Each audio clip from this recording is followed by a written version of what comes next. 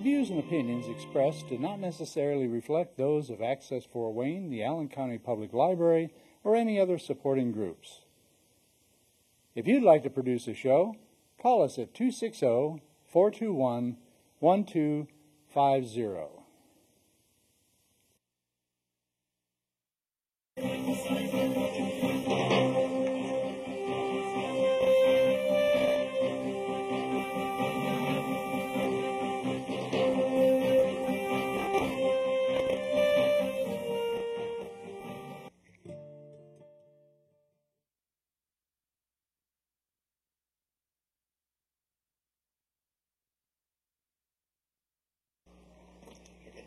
Good evening. Welcome to Theater for Ideas. I'm Terry Doran, and tonight's topic, When It Was a City, Fort Wayne in the 40s and 50s, a time period that most people that were around then remember with fond memories. And some of you here tonight, I think, will qualify for those fond memories. So what we're going to do tonight is we have a special guest, John Swenson, who did the book Allen County Photo Album, 1955 and 1959, and John's going to give a 15-minute or so lecture. After that, we'll have some panelists respond, and then you will all get a chance to contribute your brilliance. And we also have Molly Brogan, who's going to sing, with apologies to Pete Seeger, Where Have All the Flowers Gone? Okay, no apologies, Pete, but anyway, that's what we're going to do. Where have all the trolleys gone? And then it will be a special surprise from the mayor's office for Isabel and Carrie, who's from downtown development. So let's just get started. The theme tonight is the 40s and 50s, but how that translated into what I call corporate rule, which we are now under the domination, I think, completely of corporations. In the 40s and 50s, Fort Wayne was without a lot of the technology, as all cities were, that we enjoy now. But technology has its downside. We had trolleys and we had passenger trains. We had a thriving downtown.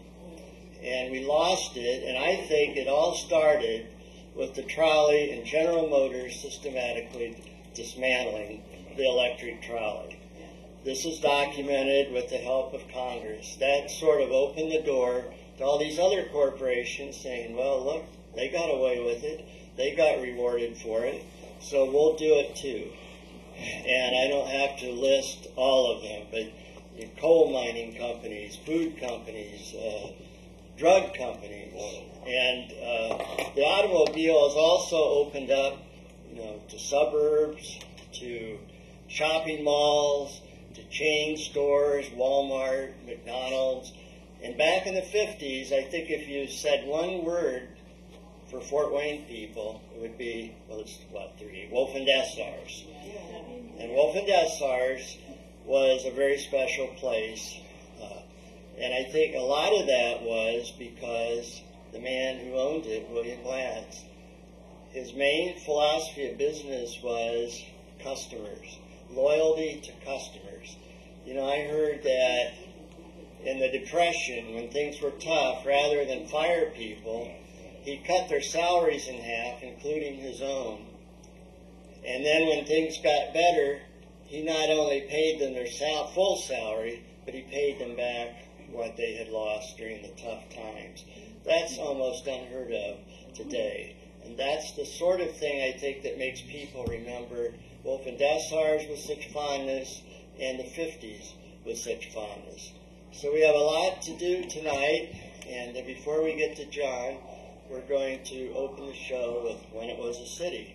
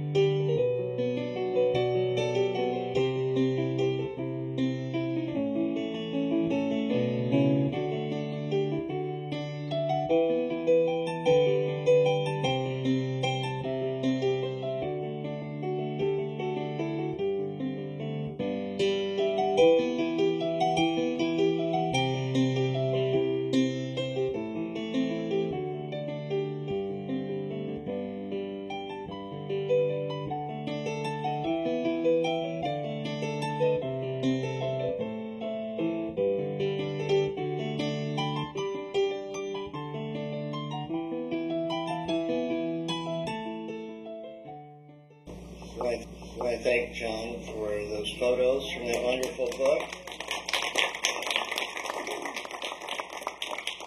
Director Jen, who basically edited it. I was going to say helped me, but let's face it, she did it.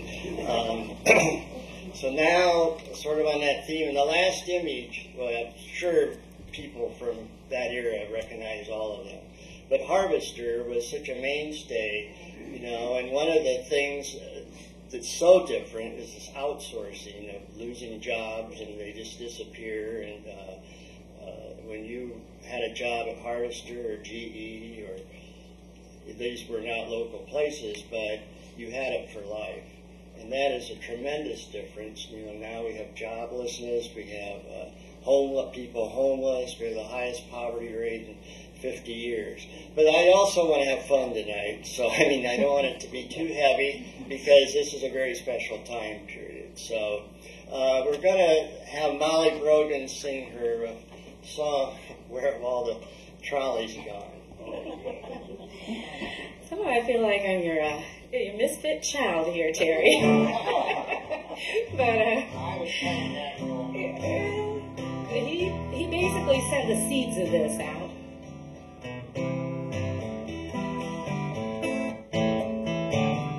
Where have all the trolleys gone?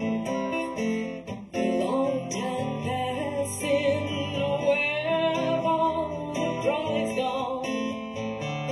A long time ago.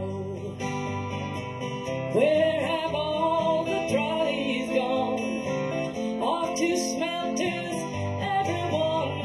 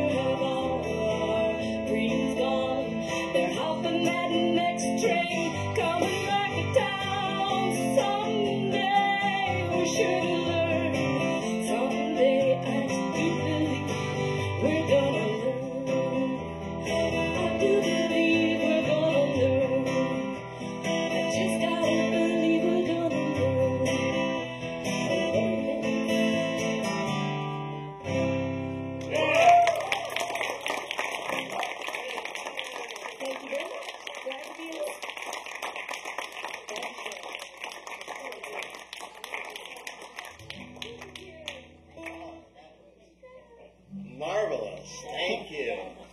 I wrote some words and she made it much better. Much better. Thank you. Oh, wow, that was great. It's hard to follow. That's why I didn't want to get you in the middle of the show, because the discussion would sort of wilder, I think.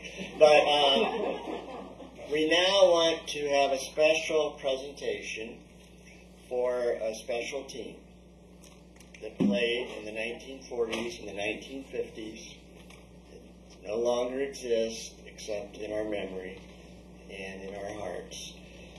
And we're honored to have as our guest for when it was a city, Isabel Alvarez, who played for the Fort Wayne Daisies. Isabel came here from Havana, Cuba.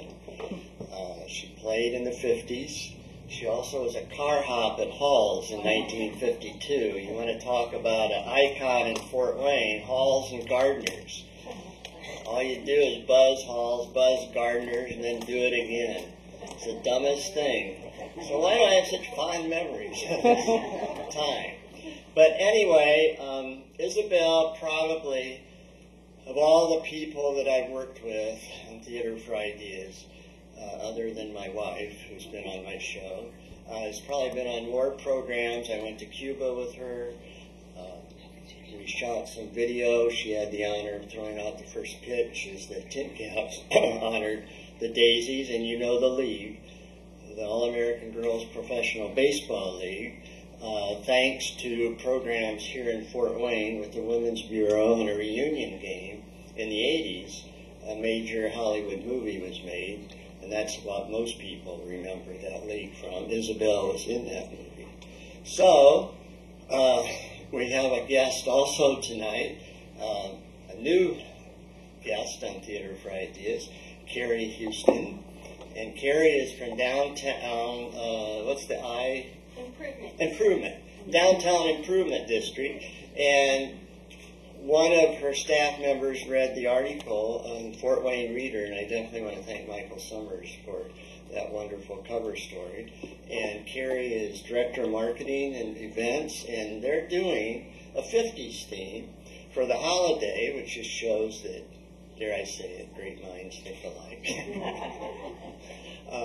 So anyway, I'm very happy to have Carrie. And Mr. Henry signed the proclamation. He couldn't be here as there's a program, also another program going on in the library. So Carrie's going to represent the city and read a proclamation honoring the Fort Wayne Daisies. Today, November 16th, 2010, in Fort Wayne, Indiana, is Fort Wayne Daisy Day. So Carrie, Isabel, this started with the passing of another famous Daisy player, Dottie Collins. Dottie, when was it, 2 years ago? She was on my show. I guess everybody in Fort Wayne's been on my show. But anyway, Dottie was on in the 80s, and I wrote a column about her, and that's... So anyway, she's mentioned in this proclamation, so I wanted you to know who she is. So Carrie, thank you very much. Again, Mayor Henry sends his regards that he couldn't be here tonight, but I'm going to read this on his behalf. Whereas Isabel Alvarez and Dottie Collins and all other members of the Fort Wayne Daisies played a unique role in the cultural and sports history of Fort Wayne, resulting in a national acclaim for our city. And whereas the league the Fort Wayne Daisies played in, the All-American Girls Professional Baseball League, has been inducted into the Hall of Fame, Baseball Hall of Fame. And whereas the baseball accomplishments of Dottie Collins and her efforts to pursue the legacy of all the women who played in the league were noted on CBS National Network, and whereas a reunion game of players from the league that was organized and played in Fort Wayne led to the making of the popular Hollywood movie A League of Their Own, with Isabel Alvarez appearing as herself, and whereas all of these accomplishments have resulted in inspiring young women throughout America to pursue their dreams, now, therefore, I, Thomas C. Henry, Mayor of the City of Fort Wayne, Indiana, do hereby proclaim November the 16th, 2010 as Fort Wayne Daisies Day in Fort Wayne. And I encourage all citizens to join in and celebrate Fort Wayne Daisies Day and the achievements of our women in sports. Signed, Mayor Thomas C. Henry.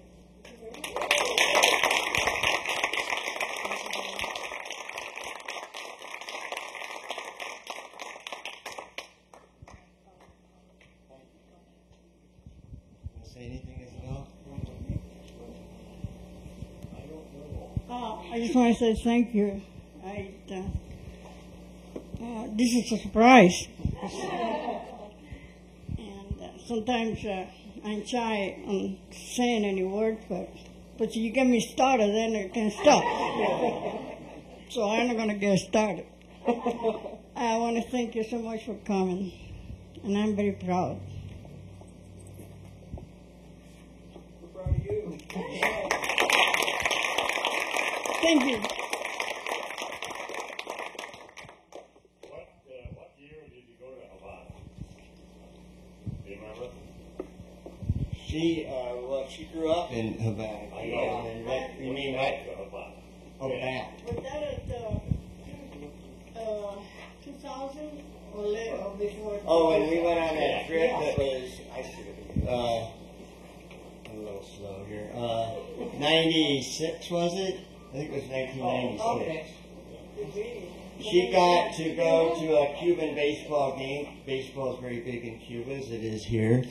And she was honored. They introduced her at the game, and she got a standing ovation, and we just showed a little bit of it of her at that Cuban game. So thank you, Carrie, and again, Isabel, want a round of applause, one more.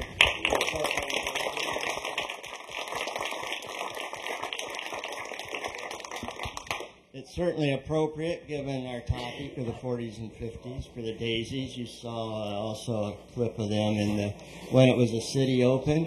And now our special guest, who I discovered through this book, Allen County Photo Album, 1955 to 1959. Is it okay to say you worked at the News Sentinel when you put this book out? Yeah. It's in the book, actually, as he's worked at the News Sentinel. And these are all photos from the archives of our evening paper, the Fort Wayne News Sentinel, which John edited, and a lot of other people helped him. If he wants to say anything, he can. But John now no longer works at the News Sentinel, but he still has a very active interest. I know when the book came out, he did a presentation here, and I kicked myself for not being able to make it. And so I thought, I got to have John on this show. And so here he is, John Springsteen. Thank you very much.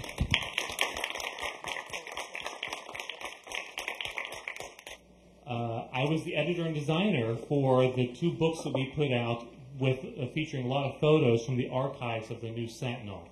And this is where I was really able to explore one of my interests, which is being an urban archaeologist. Going through the old photos and figuring out where everything was and trying to figure out all the details I could from the photos and from the clippings that we had from the newspaper. Now, I didn't grow up in Fort Wayne. I moved here in '98. For me, this is my downtown. I grew up right across the river from Wheeling, West Virginia. I need to add, that's before my time. But for me, very much the same way, and for a lot of Americans, there was that one big downtown real nearby, which as a kid, I would ride my bike over there and go to the record store and different department stores that was there. I want you to notice, though, how similar, of course, is very unique, but yet it looks a lot like any other downtown at the time. This is Fort Wayne. Right on VJ Day. So that's why there was more crowds than usual downtown. Everyone just swarmed downtown to celebrate. So what was a lot of fun was going through and exploring the history of a town that I had adopted as my own, exploring like buildings like the market, the Bar Street Market, which no longer exists. Finding photos of them building buildings that we all know about, like this is the Coliseum, and very familiar with Broadway. And this is, of course, at the GE plant when they had a lot more people, and they didn't need that traffic light to help the pedestrians cross. But if you're anything like me, you know that as you look through some of the older photos, the ones that hit you really in the heart, first of all, are those ones that show kind of the community and where you saw people gather together. This was, I believe, at the original Scott's on Fairfield. And this is at the Baker Street station. And just the activities that were happening that were all gathered around different kinds of the urban environment. And so for my talk today, I'd like to talk about just pretty much 4 quick points. I'll try to make them very fast. First of all, first define the term. What do we mean when we talk about urban? What are we missing exactly? Second, why do we miss it? What was it about it that makes it special to us? Third would be what happened? What were some of the causes that made us shift our cities from what we have now, or from what we had then to what we have now? And fourth, I'll kind of introduce some ideas of what we're going to talk about on the panel about what can we do to change that. Well, first of all, what in the world do we mean by urban? What are we trying to miss? This is typical. I mean, I think many of you might recognize the transfer station down here. So that's Main and Calhoun. And yes, that is a parking lot now across from the courthouse, which is where this woman is standing in front. Very urban-looking setting that we'd all recognize. But this building's also urban. Looks quite different. Very clad and clean in all 50s, the future before the future was there. So, what are the similarities? What are we trying to see when we say this is urban? Well, a great book is called City Comforts, and it talks about what is the shape of a city. And this guy called David Sucher, he talks about his 3 rules of urban design. What are we talking about? One thing is, what did they do? They built their buildings right to the sidewalk. That's rule number 1 for how a city looks different than other places. A counterexample would be, say, the city-county building. It's set back with this, unfortunately, seldom-used plaza in the middle. Unlike the courthouse, which is set right to the sidewalk. Second thing is that the walls are what they call permeable. They have lots of windows in them, in other words. It's not just a big blank wall, which, if you ever walk down one of those streets where you just have blank walls on the other side, as a pedestrian, it's a little shaky. People feel more secure when they feel like they can look inside the building a little bit, like with windows. And the third thing is that the parking is not out front ever. Put the parking on the side, put it behind, put it below, put it above. Go ahead and build a parking garage, but put retail and offices on the ground floor. So that way it is much more friendly to the pedestrians who are walking by. Encourages pedestrian traffic. That's kind of what any downtown around the world, any kind of urban area would feature. Think about any city you've been in. You'll see a lot of those 3 rules not being broken. So as we look through photos like this, we think, okay, that's great and that's kind of wonky, but what is it about it that we really miss? Sam coming down to the Baker Street station.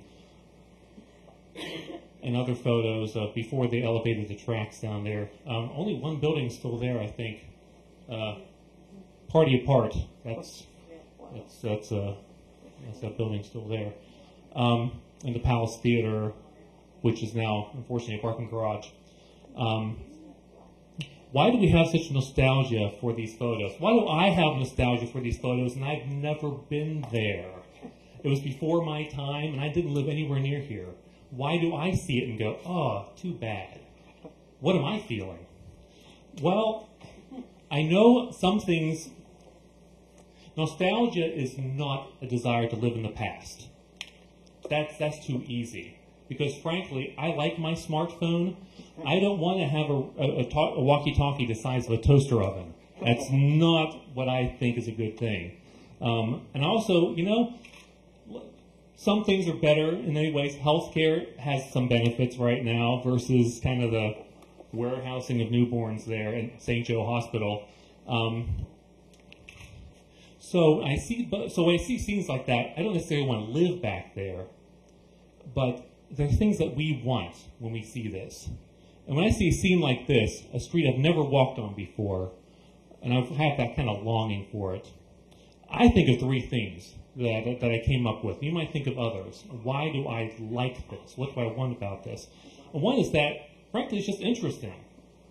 I like to be able to walk down the street with their windows. I can see things. It's neat to look at. It's not bland. It's not walking across the frozen parking lot. It's comfortable. By comfortable, I don't mean like it's a great place to take a nap. What I mean is that you're walking around with other people and it's not deserted. You feel like I could walk down the street and not feel like I'm necessarily going to be knocked off. I have other people around who I think I can trust enough that I'm not going to be molested every half block. I can get down the street and be comfortable in that way. Also, it's connectional. I could walk down the street and just see someone I know and say hi. That's kind of fun. Who knows who I'm going to run into? So those are just three things that kind of urban kind of environment helps to create. And you can have your own too, I'm sure. So that's why I think the nostalgia is not about the past. It's really about the present. It's about what are we missing now. And maybe the past had some answers for us that we left behind. So I look at the sock hop and think, well, that was a lot of fun, but I don't want to go to a sock hop. I want something now that's really good for me now. But what happened? What went wrong? Why did we leave that kind of thing? Those kinds of cities have gone on for a long time. You go to Europe, you'll still see them. What happened in America? Well, here's a little timeline for you first. This was when they first opened Southgate Plaza. It was one of the first shopping centers in the city, and was Woolworths and Kroger there, and that's 1956.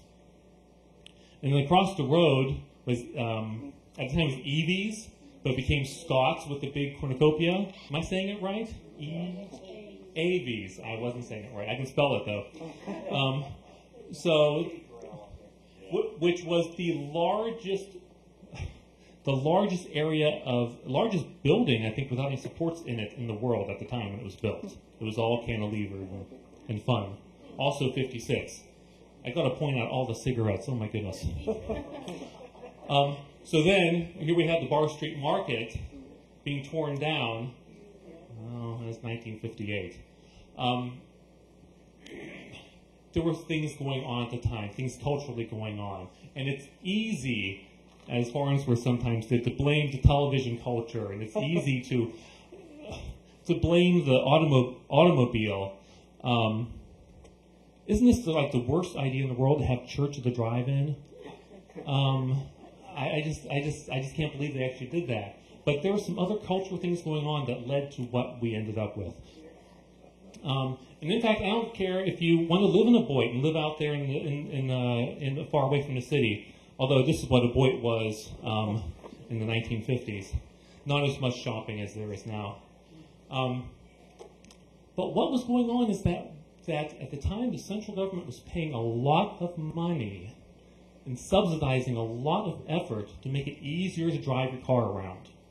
The nickel plate railroad is being elevated so that way your cars could go through a lot faster and get up north of the city. Spent a lot of time teaching people, young people, you've got to learn how to drive. A lot of time and effort went into it. And when you look back at what happened during the 50s,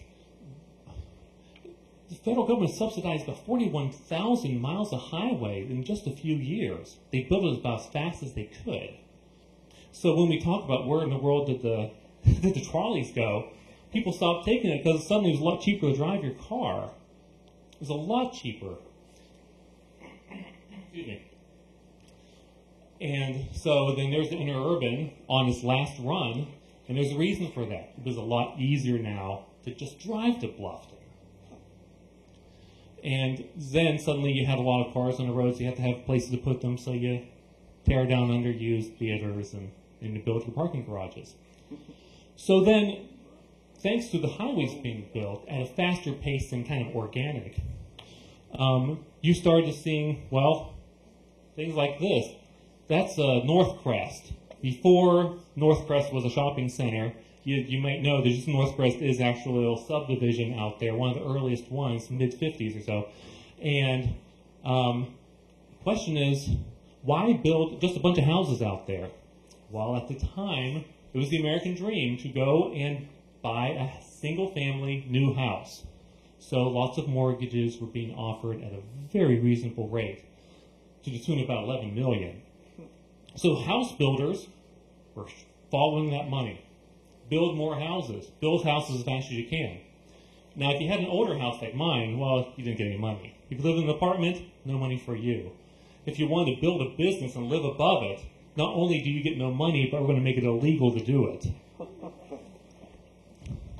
So what are the problems, though, with living out there? What are the natural problems that who's no longer being benefited?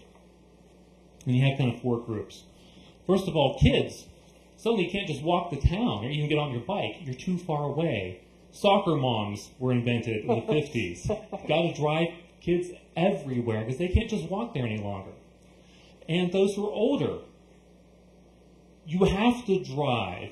It doesn't matter if you feel like your eyesight is failing, because if you give up your car, you have no other options that gives you any kind of independence. You can't do what my wife's grandmother did, which is just walk to town and pay the bills and go to the pharmacy and take care of that stuff. It took her hours, but she was going to do it herself and not depend on anyone else. And the poor couldn't afford, if you can't afford to buy a car, well, then you can't live out there, and you are can't really get around town very much to get to your job. And of course, those who are disabled, you are one more step of your dependence, because suddenly more and more cars mean less and less mass transit, means you have fewer options. So the American dream, as though it's good, I own a home, I own a minivan, I love to put my wife and 4 kids in that and drive around. That's fun, that's great. But because of how we kind of built this highway system and built the suburbs, it left out a lot of people. So what do we do? And the first thing we've got to do is just love your neighbor, which means you build your city in a way that remembers those who don't have the advantages you do.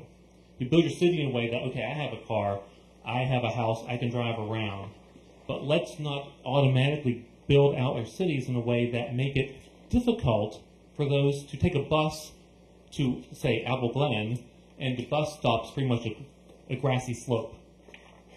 Don't get off the bus when it's raining, because you'll end up under it. So, remembering those who do not have the same advantages that we have. So, in one sense, go ahead and live out there. This is before there was a high school at the Boyd Center in Homestead. Go ahead, but because our city has always grown, growth wasn't bad, but we kind of got it cockeyed. We forgot how to grow a city. We forgot how to do it right.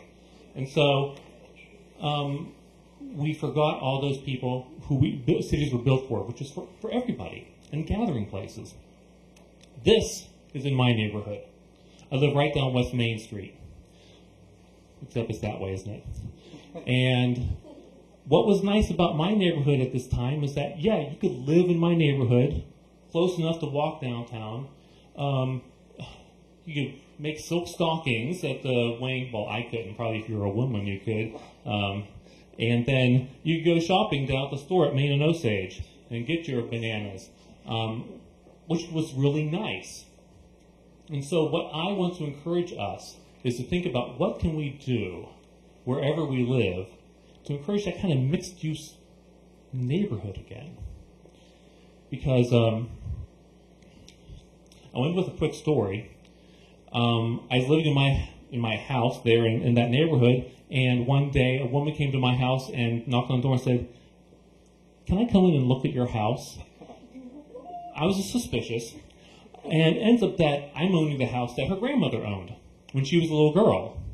So, okay, she sweet-talked me. We let her in, and she remembered 2 things. Well, first she remembered the great woodwork that we have in our house, which has been torn out all in our neighbors' houses. But the second thing she remembered more than anything is being able to walk off the porch with her grandmother, walk across Main Street and go to the Cremo ice cream store and get a scoop of ice cream and come back home. That's the kind of memories I want my kids to have. The kind of memories where, yes, I can go walk and get a gallon of milk. I can go down and take my bike and go someplace. That's the kind of city we want. So I just leave you with this. I hope that our cities are no longer just things for archaeologists to find, but that all of us can eventually grow up and have the same kind of memories that the people who grew up in the 50s had. So thank you.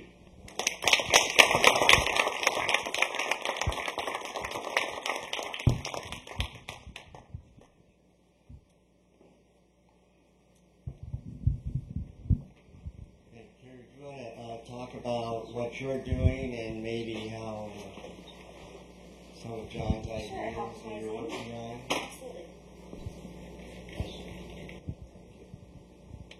Well, as was mentioned earlier, my name is Carrie Houston. I'm the marketing director for the Downtown Improvement District. And you might ask yourself, what is the Downtown Improvement District?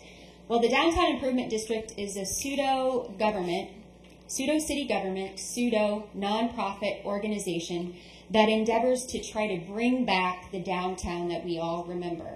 Many of the images, the things that we saw here tonight are the very things that we're working towards, such as bringing rail transportation back to downtown Fort Wayne to take us to the city of Chicago from Fort Wayne, such as a community market similar to Bar Street, where if you live in the surrounding area of the downtown, you can shop downtown and have an option other than the big corporate box stores that so many of us don't choose to shop at. So also, we are about making sure that those traditions that were formed by the city and in the downtown stay alive.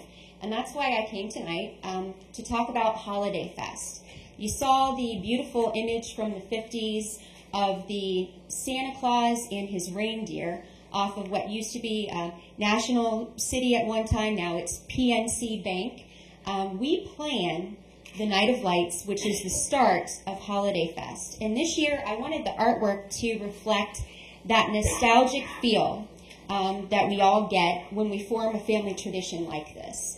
And so many people said to me, you know, cities like Chicago and New York are sort of abandoning their celebration of the holidays. No more does Marshall Fields have the animated windows in Chicago that they used to have, or seeing Santa Claus at Macy's, you know, isn't something that families do anymore. But here in Fort Wayne, we want to try to encourage that family tradition of coming downtown for the start of the holiday season, and that begins with the Night of Lights, which is next Wednesday. It starts at 6:15 at the PNC Bank building, just behind the courthouse there on Main Street. And we will start with the official lighting of the Santa Claus and his reindeer. Then the mayor and myself will jump into a Chevy Corvair convertible, powder blue with white leather interior, and we will be dressed in 50s garb. The mayor in his trench coat and probably a fedora, and me in some costumes on loan from White Christmas over at the Civic Theater. We'll jump into that Corvair, and the mayor and his wife and I will lead the crowd up to One Summit Square, where we will have the tree lighting there at Wells Fargo and the wreath that is on the side of Indiana-Michigan Power Building. And we'll have a performance by the Heartland Chamberlain Choir, which is at the University of St. Francis, and we'll give out hot chocolate and cookies and candy to everyone who comes down, courtesy of all the restaurants in the downtown. And then we will proceed to the Embassy, where we will have the Harrison Street windows, which are animated. They're a smaller, scaled-down version of what you remember seeing probably at Marshall Fields or some of the older department stores in downtown Fort Wayne, and the Festival of Trees. And then this year, the new addition is at Parkview Fields, which is a very inviting place in the downtown if you haven't been there for a ball game. We'll host a holiday fireworks display that night at 7:45. I encourage all of you to come because it's free family fun. I can't stress enough. I moved here from South Bend, Indiana, your neighbor to the north, and we don't do this in the city of South Bend. So when I took this job and they said that one of my responsibilities would be to plan these kinds of downtown events that bring people back together, make people more neighborly, recreate the feeling of community that's sort of lost if you live out in the suburbs.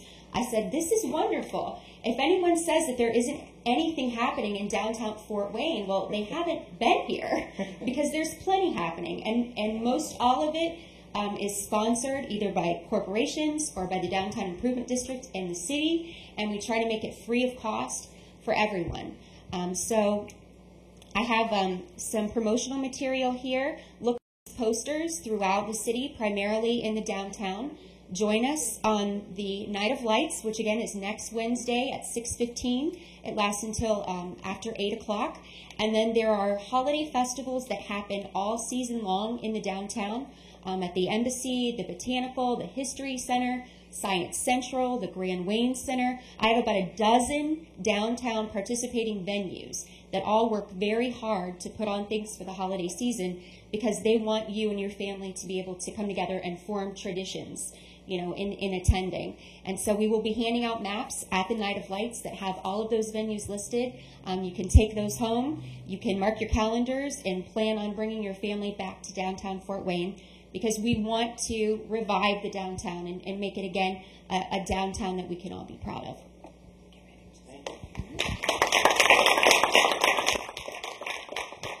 Well, thank you, John. That was a really good presentation. I mean, and I love your ending, love your neighbor. I mean, that's what is lacking, I think. And if you want to sum it up, that's it. And as Kerry was talking, I was thinking, you know, all Fort Wayne National Bank's gone through, what, 2 or 3 different names. And the Santa and the Reindeer, which of course is the cover of John's book, is probably the single most famous image of downtown Fort Wayne in this era, 40s and 50s. And this very Santa and Reindeer was, I think, when Wolf and Dessars went kaput, that it just got stored in a warehouse somewhere, and somebody had the good sense to dig it out, and now it's, as Kerry said, it's on the side of the bank building, and to your utter credit, you're using that as the inspiration for all these events for downtown. So we're trying, you know, it's we need a Wolf and Dessars downtown. That's one thing. Anybody else? Isabel and Kelly. I know Kelly. Do you want to say anything about the transportation? Yeah. Kelly Lynch is very involved in passenger trains, transportation. I'm really glad to hear you say you're trying to get Amtrak. Really, America, though, should have so many trains like every other industrialized country with trains to take you places. Hi there, everyone. My name is Kelly Lynch, and I'm the Secretary and the Public Relations Officer for a little educational historic nonprofit called the Fort Wayne Railroad Historical Society. And we were formed in 1972 to take the steam locomotive that had been put on display in Lawton Park at the corner of 4th and Clinton and restore it to operation. We're the first nonprofit in the world to do something as crazy as that. And the locomotive ended up in Lawton Park because the Nickel Plate Road and the city of Fort Wayne working together to elevate the nickel plate in the 50s, it was such a huge monument to progress and development that the city asked the railroad for a locomotive to commemorate that project. So they went ahead and donated a locomotive to the city, which is pretty cool. And that's why I'm here today. And why I'm here is that in having grown up around this locomotive, which is kind of Fort Wayne incarnate in the early 20th century, as kind of the PR guy, the number one problem that we face when it comes to historic preservation and when it comes to railroading in general is the fact that people don't know enough about this stuff to appreciate it. I can point to a building or a train and I can say, that's old. Well, who cares if it's old? You have to make people really appreciate the context in which these locomotives and these buildings and these places existed and the jobs that they performed and the things they did and why they were important and why they're still important. One of the projects that the Fort Wayne Railroad Historical Society it's a mouthful, I know, is working on right now is kind of an exploratory initiative called Headwaters Junction. And some of you may have recently heard about this New York Central freight station that was torn down at 4th and Clinton. And that was it's a lot more than sad. The freight house itself was the cornerstone to this plan to recreate a corner of the city of Fort Wayne circa 1940s. The plan still exists without the building. Unfortunately, some foresight wasn't really in work there to save the building by the owners. But for the past 12 months now, I've been working throughout the city of Fort Wayne and the community to kind of rally interest and support and perspective and critique of this plan, which involves returning streetcars to a portion of Fort Wayne, which involves rebuilding a portion of the railroad yard there, which involves essentially recreating just that hustle and the bustle and the experience of the city, and not duplicating what the downtown core has to offer, but complementing it and becoming a magnet attraction for people to really take pride in. And Kara, you mentioned community traditions. One of the cornerstones of this Headwaters Junction plan is to create those new community traditions while paying homage to traditions that happened every day in Fort Wayne throughout this period in time.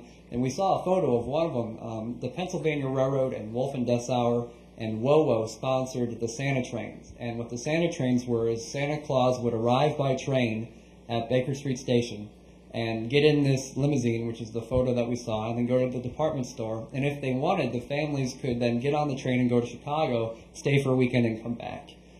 Pretty awesome. How cool would it be to board a train again downtown and to do something like that with your family? And that's kind of one of the major points, major parts of the Headwaters Junction plan. And I don't want to pimp out the plan the whole night because it's part of a much larger picture. There's copies up here of the plan if you'd like to take it home. It is a business and conceptual development plan. It has a pro forma. It is what the mayor's office has right now. It's what the Economic Development Alliance has.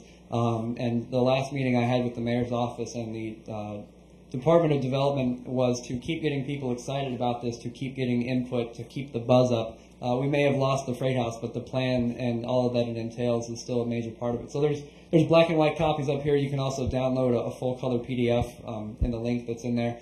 But one of the major problems that I think we face in returning to that sort of lifestyle or mindset that we've been talking about tonight is we face two major things, especially when it comes to public transit and rail transportation especially. And I guess before I go into all these facts and figures, I should tell you that I kind of know some of what I'm talking about.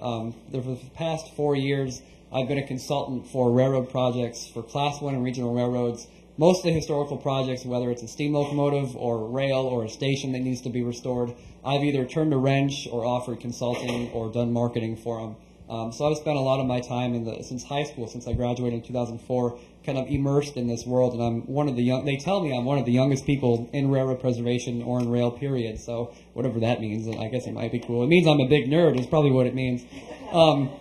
But one of the major questions that I get, and I'm sure Carrie's boss gets all the time, is what is it going to take to get high-speed rail back? And before I give them my answer, I'm kind of a smart aleck, and I go, well, we had it. We had it 60 years ago. We had the most advanced connected rail system in the universe with our interurbans, with our major railroads. There were 6 railroads that served Fort Wayne. You could get to any city in the country. Just the interurban network alone. I mean, I could get on a train in Spencerville and end up in Emmonsville, tonight. And one of my friends, of course, looked at it through the eyes of a teenager, and they said, "Wow, you could bar hop through the whole state." And I'm like, "Well, you could do a lot through the whole state." But one of the major problems in getting back to that, it's not money and it's not politics. It's perspective. And one of the major problems is there's been an atrophy of this incredible system and encroachment. And just as an example, I teach film and photography at Huntington University, and right around the university campus there is the old right-of-way of the Erie-Lackawanna Railroad. And the Erie is the shortest distance from Chicago to New York City, mileage-wise.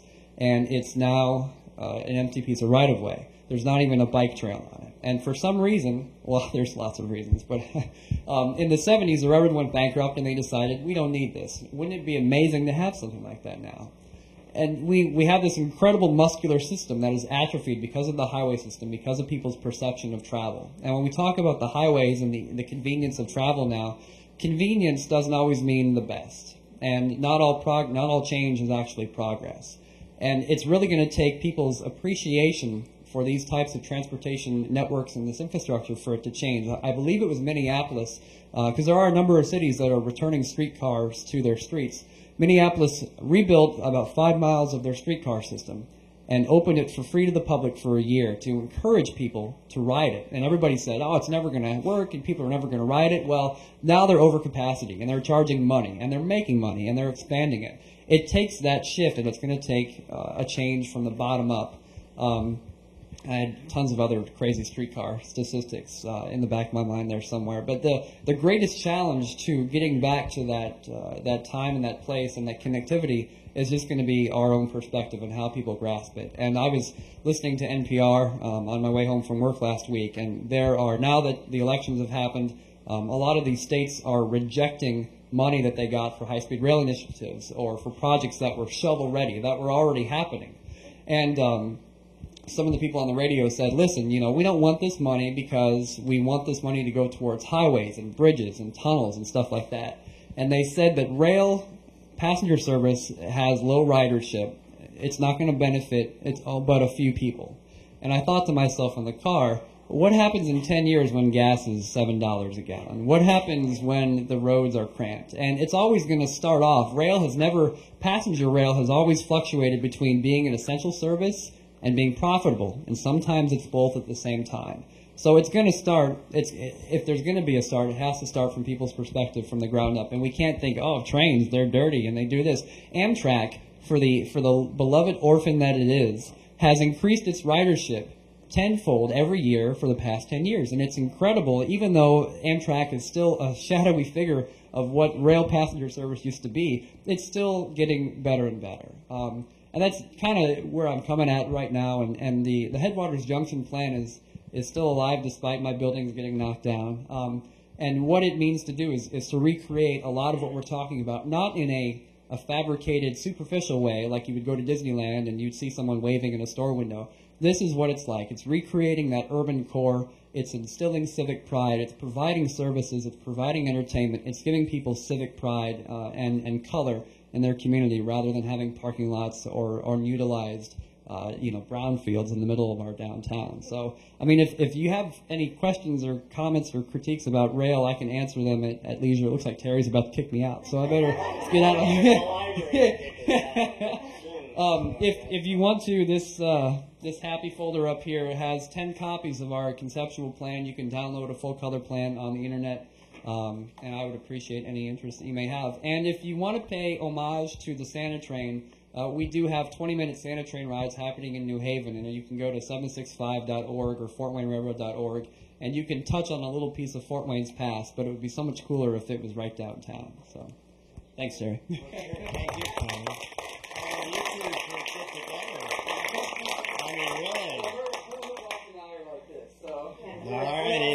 That's one of my boss's pet projects. Okay, and John should be involved too. I mean, I want to get a chance for you guys to talk. So, Isabel, you want to say anything about the Daisies, working at Halls, and then let's open it up for our audience to give them a chance. They want to know about the first year that I came to Fort Wayne. Sure. It was in 1951, and I came from Cuba to the plane to Miami. In Miami, I took the bus. I was by myself, 1951. So I got to the Greyhound station. Coming from Cuba, the building is nice here. So I have family waiting for me. Because when you come to play baseball in Fort Wayne or any town, they arrange families to if you come from out of town like me, the family were there to receive you and take you to their home. So one thing I ran into when I got to the greenhouse is that I want to go to the bathroom. and I couldn't open the door. It was locked. Well, you had to put money in. But I didn't have no money, no American money. So someone helped me, I guess. I remember that. I went to the inside. But it's funny. I mean, when you have to go to the bathroom, you got to go. So that was one of the what I experienced. So then all my years, I played in 51 and I played in 1953 and 54 here in Fort Wayne. In 52 I didn't play. I wasn't here in Fort Wayne, but I didn't play ball. I don't know. It was one of those things. I decided I was going to room with the same people that I roomed with in 51. I had that plan. Well, my mother planned it for me to do that from Cuba. So I came with that idea. You go to Mr. and Mrs. Oscar Choppers, that they live in Lilia Street, and you ask them that you want to room with them. So I did. And so the funny thing about it is 52 for not playing ball. That was the best thing that happened to me, because I went to that's how I met a family in Fort Wayne, and they became friends, and they sponsored me to the United States. If I would have been playing ball that year, I would have never met this family. So you see, and I was very satisfied not to be playing ball. And that's how I got my job at being a car hop at Halls. The family said, well, you got to get a job. And so they directly talked to Don Halls. I said, I got a Cuban here, used to play baseball, but she didn't speak English very well. But she needs a job. Bring her over. They told me with this family drove a Nash Rambler. I can remember that. And so they hired me. And I worked all that year at Halls. They never fired me or anything. And my English was really bad. I don't know how I did it. They got, when the driving, they had the front, the side, and the back. So they put me in the back. Because the front, it was a busy area. It's where the more adult people will drive in, and they tip good. But the back is where the Southside high school kids came. So they knew what they were doing. And I never got upset about anything. And because the women said that the other ladies at car hop, they were so nice. Everybody was so nice. So I used to take an order, and when I walked toward the restaurant to give you the order, I could hear them laughing. Because, that many years there were not too many Spanish people in here. So when I got to call the order, Mr. Lester Price, he was the manager, I come with my order, and he takes it out of my hand. He said, I can call it better than you can, I can read it faster than you can call her, because he was a manager, and he wanted me to, speed up, but never fired me. So I worked there very well. I've been very lucky. And then I also, after baseball, I worked at General Electric. I had 37 years in General Electric. And I remember how we used to delight, and there used to be motorcycles to make for safety, that the people would go across College Street to enter the building of General Electric. There were so many people. So I worked there 37 years on the same floor, 26-1, building transformers.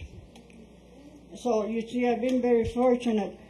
But that I forgot to tell you that when I was working at Halls, I was not a citizen. And then I did all the art jobs. I went to work at the Fort Wayne Tailoring Company, sewing. I did the edge basting of men's coat. And, you know, until I became a citizen in 59, and then I said, well, I'm going to GE. Everybody worked at GE those years, so I went, and it was good for me. So I'm very fortunate that I came to Fort Wayne and made my home here. So I don't want to take too much time.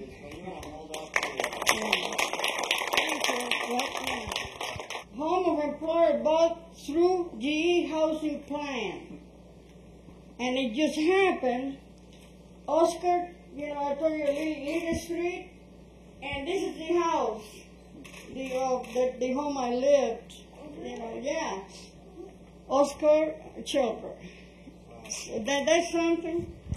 So I'm very proud that I could, you know, work at GE. And here's one cool thing to show you. Then we'll get the audience at least for a while.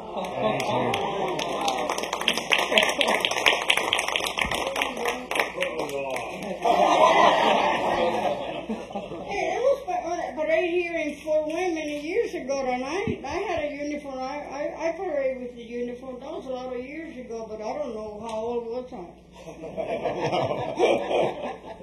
I don't know. Can I borrow that for holiday? Hey, there you go. That's what you got to ride in that Corvair with that Navy uniform. Perfect. I said I had a mark here. I did want to show her. She asked about Dottie Collin. Her pictures is in here. Here. Do you want to see who Dottie is? And then if you hold it up so you can get a picture of it.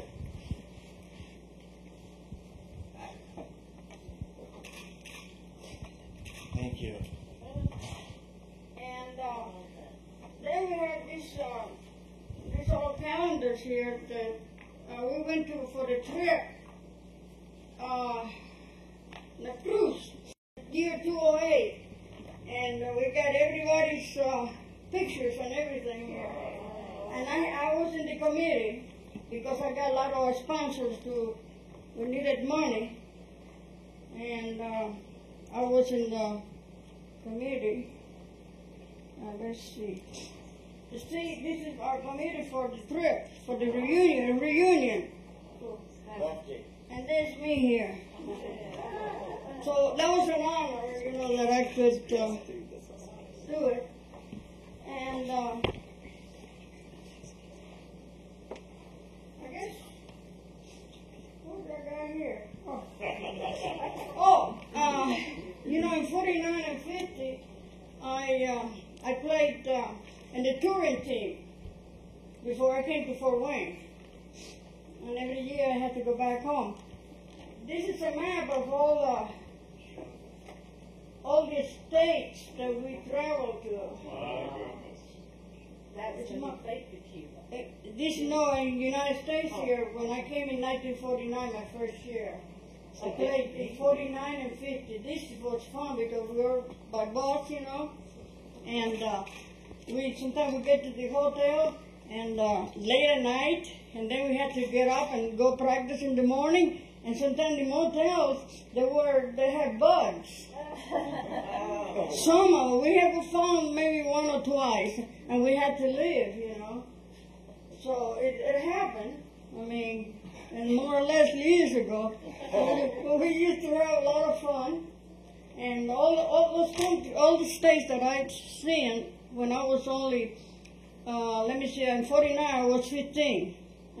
And so I played 2 years for the Chicago Collins. This is the uniform. And I seen all the states, all this country. And I finally saw a cow, and I said, but this is the first time I see a cow. Because in Cuba, I live in the city, I didn't have no transportation to go out of the country. And the only thing we could see in Cuba is chicken. Alive, because they you know, but that was it. This was a lot of fun. Thank you. yeah, reunions every year. Every year. Last year we went to Detroit. We had a tremendous time. And next year we'll go to San Diego. San Diego on October. Did you know a lady named Vanderow? Yeah, Katie Vander, a beautiful lady. She was my eighth grade math teacher. Oh, she haven't changed. She's beautiful. She's very, very, eh? Oh yeah, she's very healthy too, you know. I don't know, but I saw her in Detroit. Very, very, very nice person. Well, thank you, Isabel. Yeah, you're welcome, Ray. Okay, now it's your turn. Anybody, any questions for John? Anybody?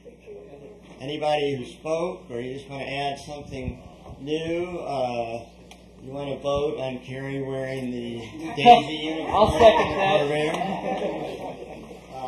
Yes. They have the trolleys in Bluffton, and I missed it.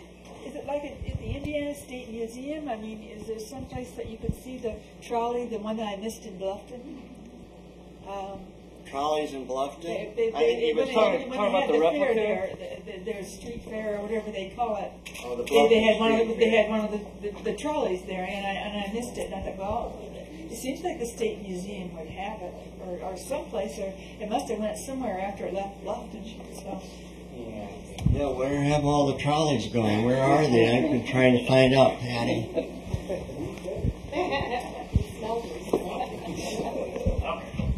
I'm from Toronto, Ontario. My name is Patty Hunter.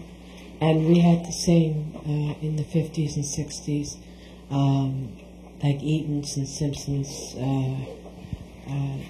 like Sears and Roebuck and all that. And they had their Christmas decorations and automatic animated puppets and stuff like that during the Christmas time. And we also had the trolleys and that. And I went back to Toronto a couple of years ago, and I didn't recognize it. I did not recognize it. It's just glass and metal and cars and people being angry with each other. But I miss it. I miss growing up. I grew up in the 50s. I'm 58 now, and I have memories. And I'd like to thank Terry for bringing them back to me, and thank you, Terry. You're welcome. Thank you, Patty. You know, everybody that, wherever you live, Toronto, Chicago, Fort Wayne, South Bend, Wheeling, West Virginia, I mean, the one picture John showed was just, I couldn't tell the difference between your downtown and Fort Wayne's downtown. And so it's this, what are we missing? As you said, it's not the past, it's the present. So I applaud you for trying to bring it back, you know, as much as we can. Anybody else? Yes. I just had a question for Carrie. Carrie, you mentioned something about Bar Street Market. Is the thought to increase the marketing possibilities in downtown, not just Saturday morning, but year-round? Yes. Something? The Downtown Improvement District, along with the city, and Visit Fort Wayne, which is the new name for the CVB, or Convention and Visitors Bureau, has been visiting downtown markets throughout the country, probably the closest being the Erie Street Market in downtown Toledo, and a number of other cities. And so we are in discussions to try to either find a private proprietor who would want to manage a market such as this in the downtown, and then to try to solicit interest in specialty products that could be available. And yeah, so it's very much a project that we're working on. I can't give you a definitive date when we hope that this will happen, but certainly in the next couple of years. It's something that the city and the Downtown Improvement District are very serious about trying to make happen. Are you specifically looking at the Bar Street Market area or somewhere else? We haven't really decided on a location. I mean, that would make the most sense, just from a historical perspective. But there are questions, it would make sense to have it a year-round market, so something would have to be built or it could be covered. And the idea is to be able to try to solicit interest from specialty produce, specialty foods, products, handmade products that you can't necessarily buy in the big box stores, so that it would be a draw for folks who live in the greater Fort Wayne area to want to come down for something like that.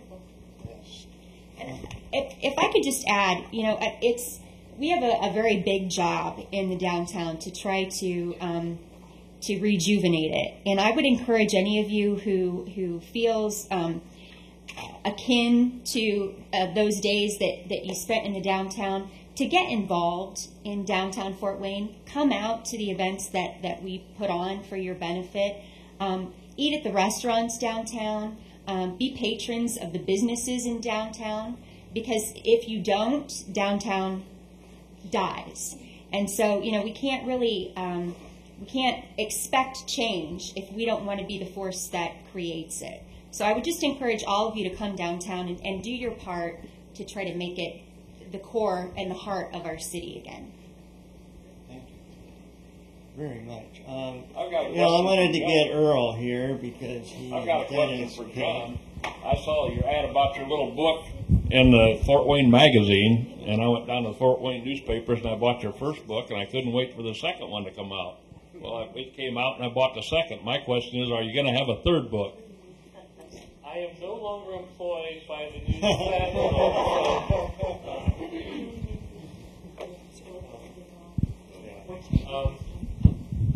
I would love to, but I'm no longer employed there. So if they want to put one out, then that would be up to the people who were still there at the newspaper, who would, and if they ask for my help nicely, I would. They were great projects.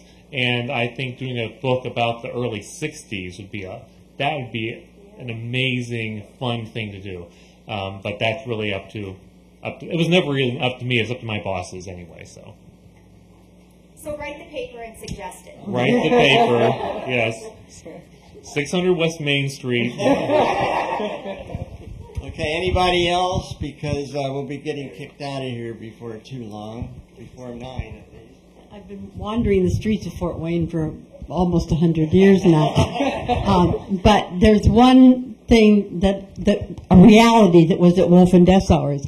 They did not allow women at the lunch time because men worked and they had to just rush and get in and out, and women just sat around and talked all the time, and it drove everybody crazy. So a group of us decided to do a sit-in. Yes. And so we went and we took a lot of money because we were going to tip the waitresses because we didn't want them to lose money because we were there.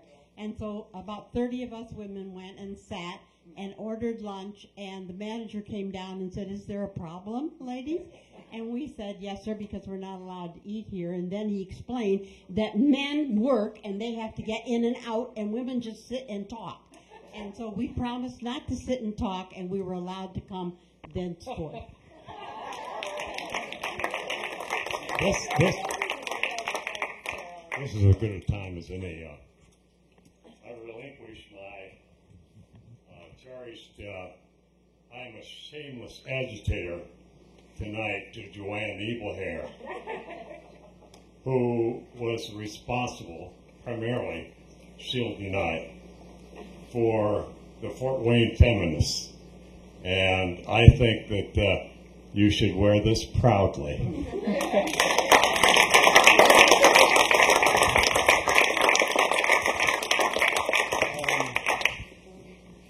It says, I didn't say what it said.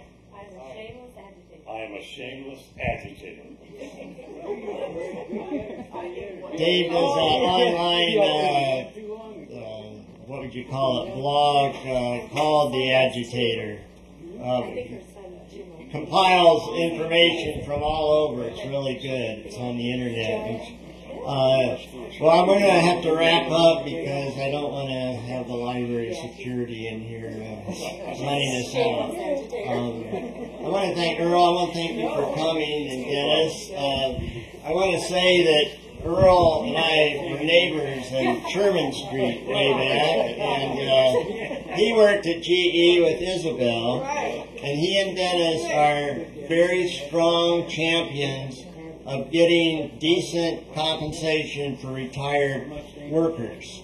And so I applaud both of you, and thank you for coming.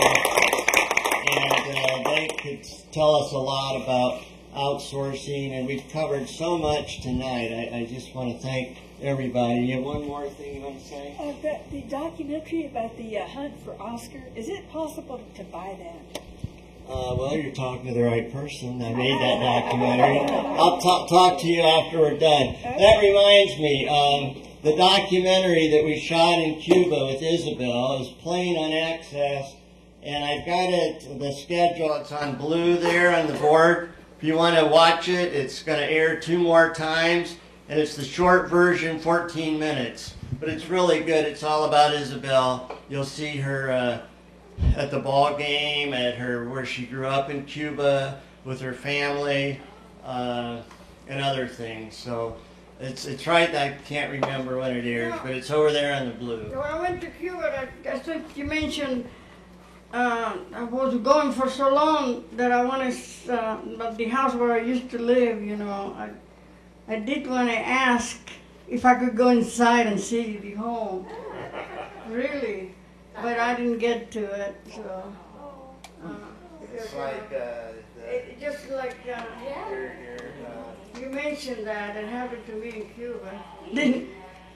But they knew that the person who lived in the house used to be a ball player. I would have loved to see the house. I mean, I miss that. Huh? Let's all go. Yeah, what is the let me? Well, John let that lady in and had such a nice story about the ice cream. John, you want to say anything in closing? Because I want to thank John for 15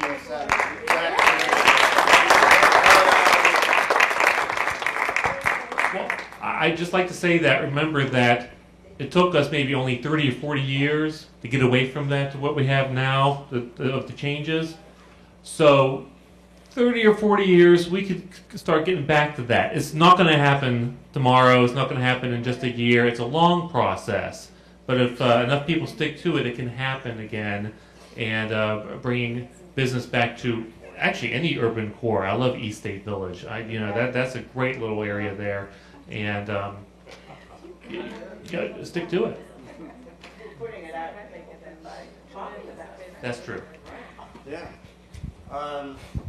We have a sign-in, and Carrie had said everybody work together, bring downtown. So maybe the ideas and energy tonight, we could all somehow work together and use this to keep your work going, and John's insights into downtown, what was lost, how we can get it back. Maybe not exactly the same, but something like it. Because I think when I said when it was a city, what I meant was there was more of a sense of that love your neighbor. And again, it was not an idealized perfect time. There is no such thing. It's just that there was more of a sense of community, or at least people felt there was. And community means you matter, like love your neighbor. So I really want to thank everybody and remind you that talking about the past 30 years I've been doing these shows off and on. I did the very first show on public access, January 9th, 1981. So January 6, 2011, we're going to celebrate in both rooms, this one and that one, with the dance collective, music, artists, Diane, bring some paintings, I hope. I want to thank Terry Ratliff for these beautiful paintings of downtown Fort Wayne in the 50s. And he said that the prints of these sell more than anything else that he does, has more interest. So it gets back to John's point, you know, that there's something about this time that people just can't let go. And you see these pictures, and I think we had said, you know, you see these pictures, and even though you didn't grow up here, you think, whoa, I want to be there. Well, how can I get this? How can I get this back? So anyway, January 6th, you're all invited. It's free. We're going to have refreshments, music, dance, all that. We can talk some more about this topic. But I definitely want to thank John. Thank you very, very much. And Terry for coming and reading the proclamation. Mayor Henry, Terry Ratliff, Teresa for taking pictures, Patty, Bob, there's too many, Jen, Nicole on camera. So thank you, everybody. Thank you, Terry Doran.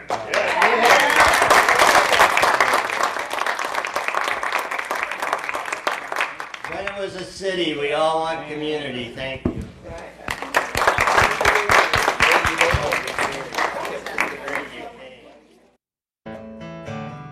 Where have all the trolleys gone?